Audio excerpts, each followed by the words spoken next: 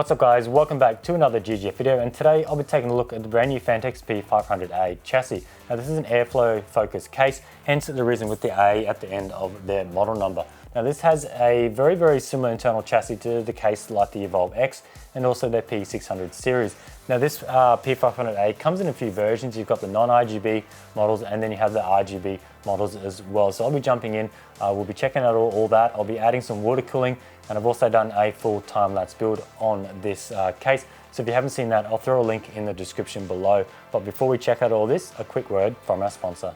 The ultimate gaming CPU needs the ultimate motherboard. Introducing the Z490 Aqua from ASRock, featuring a full cover monoblock for cooler VRM and CPU temperatures. An all-new OLED display for a cleaner, more informative way to express the status of your system. PCIe and M.2 Gen 4 ready for upcoming Intel processors, and a built-in ESS9218 DAC for a cleaner audio experience. Take your build to new heights with the Z490 Aqua. Learn more in the link below. The Eclipse P500A is a performance-focused mid-tower with some premium features. We've seen this internal chassis before with the likes of the P600S and the Evolve X, but with the P500A, Phanteks have focused more attention to direct airflow, and with this, making it slightly more affordable as well. Mesh covers the entire front of the case for optimal airflow, but this is single layer mesh, meaning there's no additional filter nor framework behind. The ultrafine mesh also acts as a dust filter. The front simply pops off for front fan access and cleaning. The P500A comes in three variations: a standard black non-RGB model coming in at $99 and then two digital RGB models, a black and a white. The RGB versions come included with three 140mm digital RGB fans. These fans are 3-pin only with a max CFM of around 85. Keep that in mind if trying to control them via PWM headers. You'll need DC mode instead. Both these models come in at $129. I must say I'm really digging the white version. Chassis dimensions come in at 510 high, 240 wide and 505 deep, and weighs roughly 8 kilograms. The chassis is made from steel with some plastic here and there. For the DRGB models, Phanteks have now included RGB controls on the top of the chassis. Here we find a mode and color button. A variety of pre-programmed modes have been included, as well as extra connectors for adding additional RGB products. If software RGB is preferred, the RGB controller can be connected to a 3-pin digital RGB motherboard header for syncing. Also up top is where you'll find the chassis I/O. This has been kept clean with the center power button, no reset, USB Type-C Gen 2 port, which is good to see, two USB 3.0 ports and a headphone mic combo port. Moving inside the chassis, and as I said before, this is an internal layout that most of you are probably familiar with. Motherboard support is up to E-ATX, but things started to get tight with motherboards with right angle 24-pin connectors, so keep that in mind. For cable routing, Phanteks have this interesting sliding cover design, which they've used plenty of times before. Basically slide them all towards the front of the chassis, install all your cables, then slide them back to cover as much as possible. If you're going for a storage build, all these covers can be removed to house a total of 6 stackable hard drive cages. Just to note, Phanteks only supplied 2 hard drive cages with the P500A, but extra cages can be purchased separately. More cable routing can be found via 2 very large gaps at the top of the chassis, while 2 more large openings can be found at the bottom. An adjustable cover can also be found for routing GPU cables down into the PSU chamber. GPU length is good, with 410mm to the front fans or 293mm of clearance if using the hard drive cages in the front area. CPU air cooler height is up to 180mm. The P500A includes vertical GPU support. This is a 3-slot setup, and the GPU mount is included in the accessory box. You'll just need to purchase a Phanteks FL22 riser cable separately. Being 3 slots, there are 2 mounting positions. This gives you flexibility for either better cooling for air-cooled GPUs or more room for fitting in horizontal PCIe devices. For storage support, I found there is plenty and probably enough for most users. As I said earlier, 2 hard drive cages are included. These take either 3.5-inch hard drives or 2.5-inch SSDs and can be installed in the PSU chamber with 2 different mounting positions, either side by side for maximum hard drive support. This option provides support for 4 hard drives but limits the ability to install a 360mm radiator at the front. The second option allows for 2 hard drives but maximum clearance for front radiators. For extra SSD storage, 3 dedicated sleds can be found behind the motherboard tray. Moving to radiator support, and clearances are pretty good given the overall case size. Maximum support for the front is up to a 420mm radiator, but this prohibits the use of a 360 at the top. Maximum clearance at the front for radiators and fans is 95mm, which is quite generous. I found fans could also be installed inside the front panel, although the top fan was very close to the mesh. Top radiator support is up to a 360mm with roughly 67mm of clearance for radiator and fans. The top can also house a 280mm radiator or two 140mm fans. I found the best setup for a case like this is going to be dual 360mm radiators and 40mm thick for each. The rear of the P500A can support either a 120 or a 140mm radiator, but for me, I think this would be a good spot for say a Glacier D120 distro plate. Alright, so let's take a quick look at the build.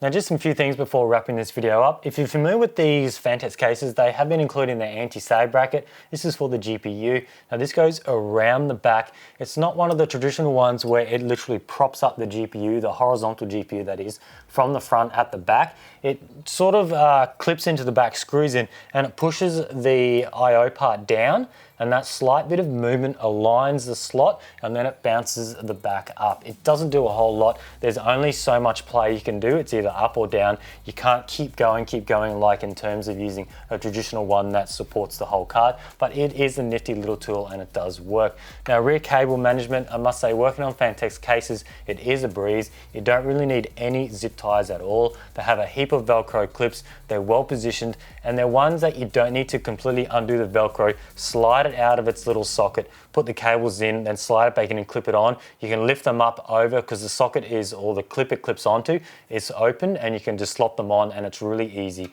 to get all your system nicely cabled. Now moving on to the dual motherboard support, that is a nice little feature I do like. I don't think too many people are going to use that, but it's just something there, and it's not like they've had to redesign the whole case, make it bigger and all that just to get that to work. So that is a nice little bonus there.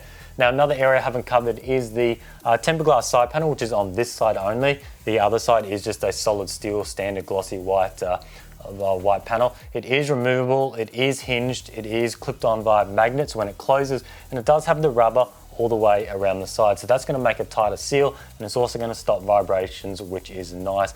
Now one sort of negative area on this case is, I must admit, the fans that do come included are quite noisy at full speed. Now you can control them, as I said earlier, they're not PWM, you'll have to control them via the voltage, so you will definitely want to turn those down rather than full bore, and I would set them up to only run at full if very necessary. But the RGB lighting they do create is quite nice, And now moving on to terms of price, as I said earlier, I just want to re-go over this. You got $99 US, that's for the non-RGB version. So that means you don't get the RGB fans and you don't get the RGB strip that illuminates along the side here. And then for the 129 US, which is this version, or the black RGB version, you get the RGB fans included. They are the 140 millimeters, and then you get the RGB strip along here. It was quite hard to see in my sort of showcase video along here. It was a little bit overexposed and it did kind of look white, but I'll throw some shots off. You might have seen at the very start of this video. It is nice and vibrant and it runs along there, and then that just tacks in with the rest of the RGB as well.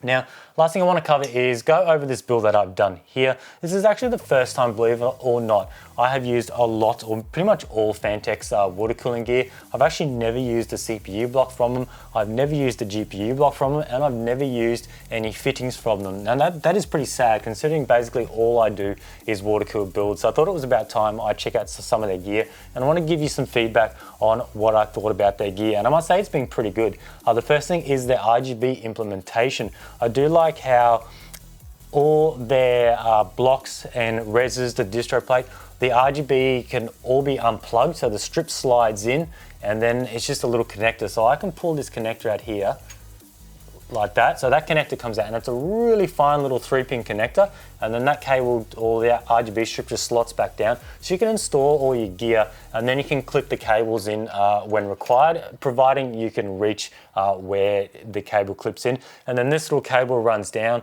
and now this end of this cable has 2 connectors. It's got your standard 3-pin 5-volt RGB, which is the standard one, and then it has the Phanteks proprietary one, which is the 3-pin, which has a clip on it. Now I much prefer that one, but you're not going to be able to use that for other different brands of water cooling. But the good thing with the Phanteks one is if you're using a chassis like this, you can incorporate it in with the RGB that's built in. You can also use the standard 3-pin on their chassis because they do have that extra out for that. But I was able to route all of the components, the CPU block, the GPU block, the D120 distro plate here, and also the pump res combo over here. They all have the RGB, and I could just daisy chain all of them and then plug them into the out of the RGB that could control them. And then I just use the other 3-pin for anything else that was required, which was the fans. Now I did want to change the fans to EK because using 140mm fans is hard that come in a chassis, especially when you're water cooling. My preferred radiators are 360mm, so I had to remove the stock fans that came in it, and I had to go with a different brand. And I went with the EK X3XM 120mm, and they are the RGB as well. But yeah, in terms of the rest of the water cooling from Phanteks, I had no real issues at all. Their block looks really nice. I must say the backplate on their GPU block is a little bit skinnier than I would have liked. Maybe I'm used to other brands that have much thicker backplates, especially someone like Heat Killer and so on. They are much thicker, but it doesn't really change the way it performs or anything like that. And there weren't any thermal pads on the back of the PCB on the water block for the backplate, so it would be nice to add some extra additional cooling by throwing in some thermal pads there. One thing I really do like on the CPU block is to add the RGB. You can literally just, let me see if I can pull that. You can pull off the cap that, it's actually hard. I'll actually get that on footage. You can pull off the cap. Is just magnetized, that covers the RGB strip. You can pull out the RGB strip if you want and then just swap the cap back on. So it's a complete toolless design for adding the RGB strip into the CPU block. And then other things like the GPU block, the RGB strips just pull, so you can just slide them straight out, and they're on sort of a PCB board. They're not the flimsy rubberized strips, so they do slide in and out really nicely. But yeah, that's pretty much it for this build. I wanted to go with a nice white theme. I did paint the radiators white. I think having the black ones, they would have sort of stood out or not really matched with the rest of it. I think another area to nitpick with this case is the different types of white. So the top of the case, the front of the case, and the rear side panel, which doesn't matter so much, they are a very white, glossy white. You might notice this on the camera. And then the insides, like the PSU shroud, the top, and I think that's pretty much it. And the back motherboard tray, they are a very matte white. And standing back, the colors are quite different. I would say at least they're about 2 or 3 shades different. That might bug some people. For me, it's not really too bad. I painted the radiators do match the power supply cover because I went with a matte sort of white. But yeah, just to note that the whites are different. You've got the high gloss and then you've got the matte. I think it adds a bit of a contrast, something a little bit different. So just keep in mind with that. But yeah, that's pretty much it for this video. I want to thank Phanteks for sending those out to check out. I want to thank you guys for watching and stay tuned for the next video.